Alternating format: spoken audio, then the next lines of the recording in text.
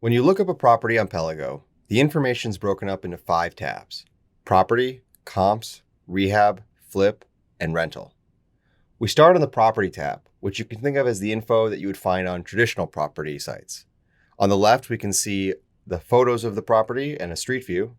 In the center, we can see sales and listing history. And on the right side, we can see property information.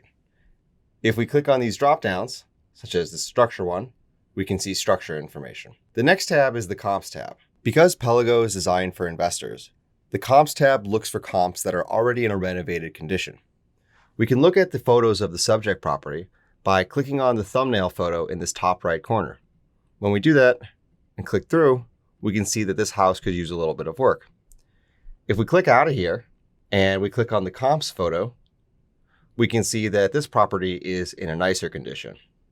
We can see how far away it is from the subject property, and we can decide for ourselves if we think that being on this side of the street versus the other is important. We can see comp 2, comp 3, comp 4, etc. by going through this list. Comp 4 is a thumbs down, which means that we're not including it in our ARV estimate. We'll get back to that later. But if we like a comp, we can click thumbs up, and if we don't, we can click thumbs down. Let's click out of here. The next tab is the Rehab tab. The Rehab tab is designed to help you ballpark your rehab budget for the project. On the left side are photos. You can reference the condition of the property as is or from the photos. And in the center is a guide that'll tell you how much it might cost to fix up depending on the bullet points that you see. So as we go through these guides and we're starting with a light rehab, we might find that the medium rehab or the heavy rehab is more appropriate for what we're looking for. Whatever number you decide on, you can edit that number by editing this orange number here.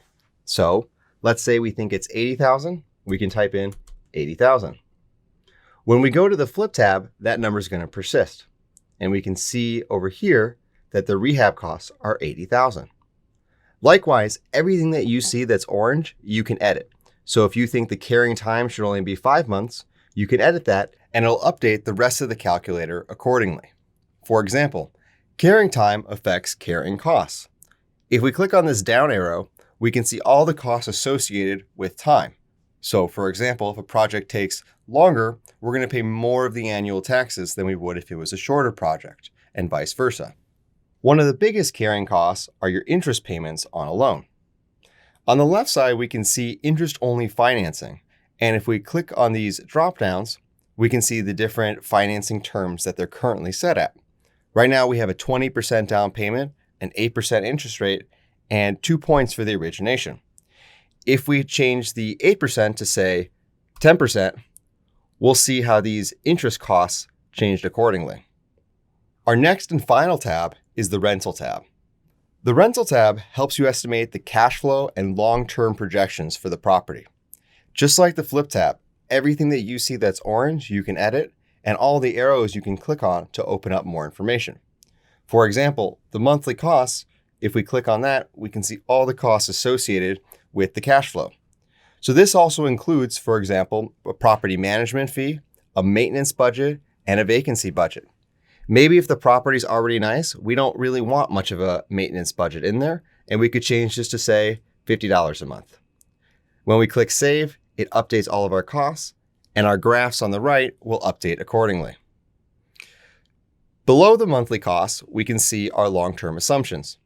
If we open up these long-term assumptions, we can see the appreciation rate, the rent increase rate, and how often we're going to change rents.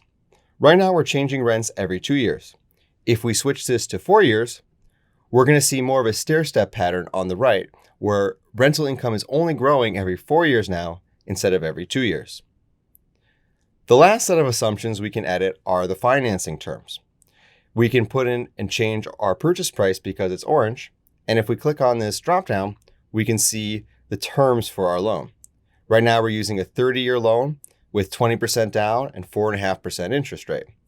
If we change this 30-year to 15 and we go back up, we'll see that suddenly our graphs change at the year 15, and then our cash flow and equity change accordingly.